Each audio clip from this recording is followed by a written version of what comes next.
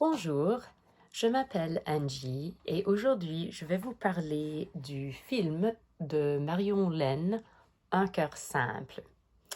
Et en fait, je vais faire une comparaison entre la nouvelle ou le conte écrit par Gustave Flaubert et la version cinématographique de Marion Lenne.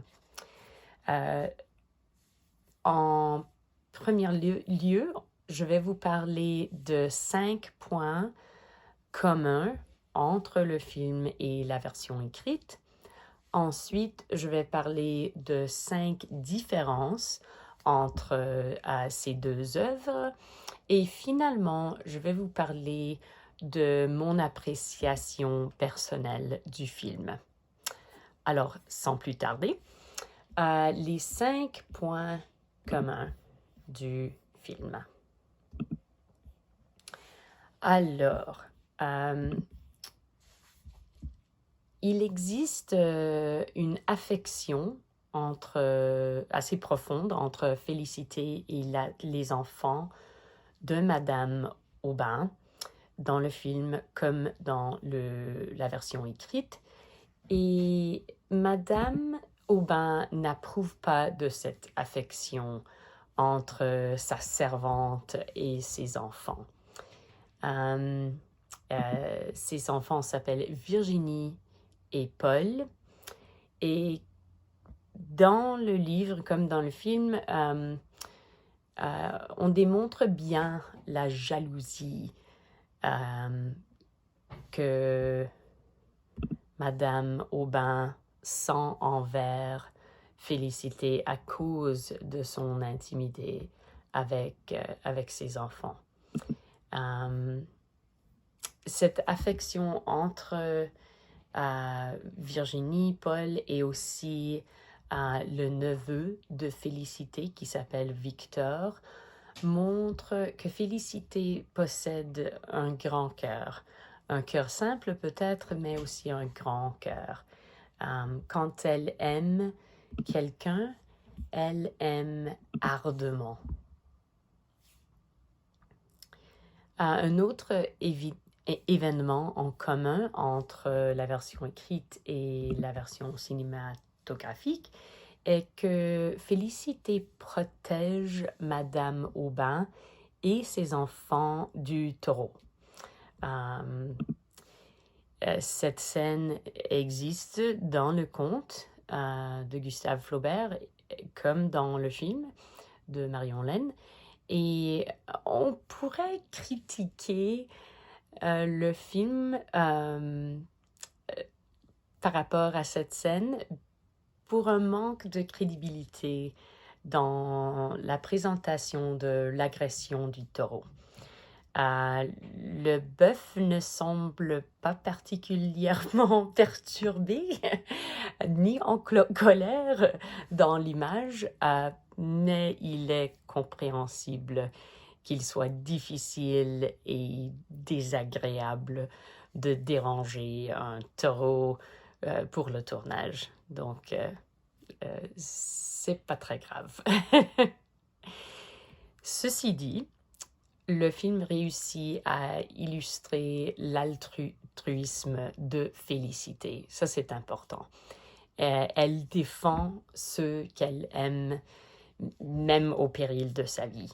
Alors, cette scène est importante parce qu'elle montre la fidélité de Félicité envers les Aubins et son genre d'intelligence aussi. Félicité est analphabète, elle n'a pas été scolarisée, mais elle sait lire le comportement des animaux. Elle possède une connaissance de la faune très élevée. C'est quelque chose de particulier chez Félicité.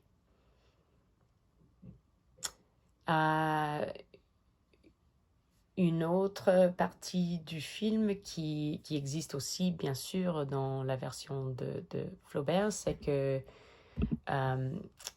Félicité participe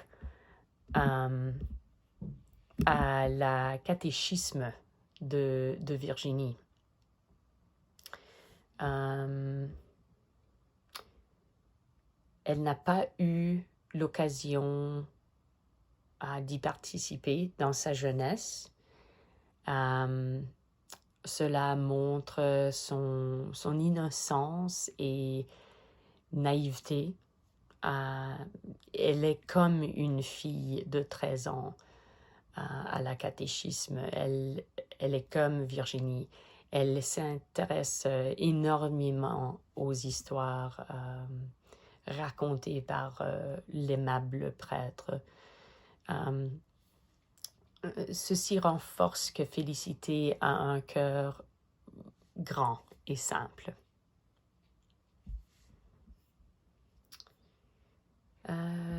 En plus,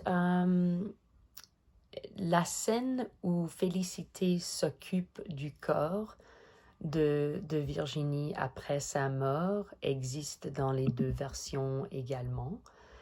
Dans le livre, on dit « Pendant 2 nuits, Félicité ne quitta pas la morte.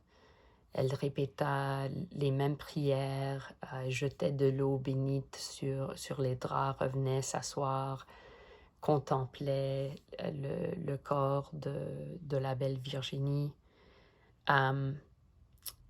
Les deux versions de l'histoire montrent son attachement profond à Virginie et son angoisse après la mort de celle-ci. Ce n'est pas n'importe qui veille sur le corps d'une personne morte. Alors, c'est un événement est preuve que Félicité est véritablement une seconde mère pour Virginie.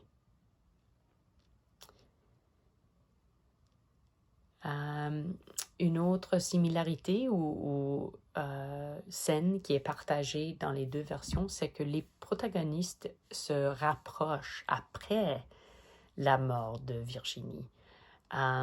C'est vraiment la dissolution des classes qui est communiquée comme étant un succès dans le conte de Gustave Flaubert et dans le film de Marion Lenne.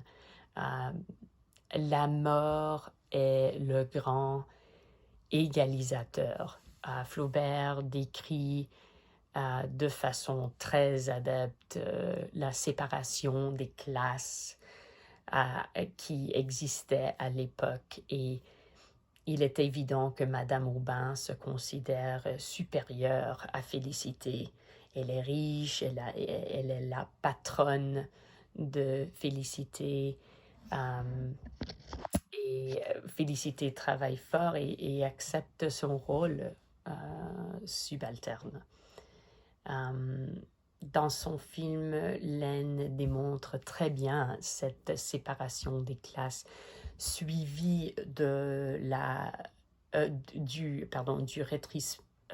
rétrécissement de cet écart entre les deux classes et entre les deux femmes.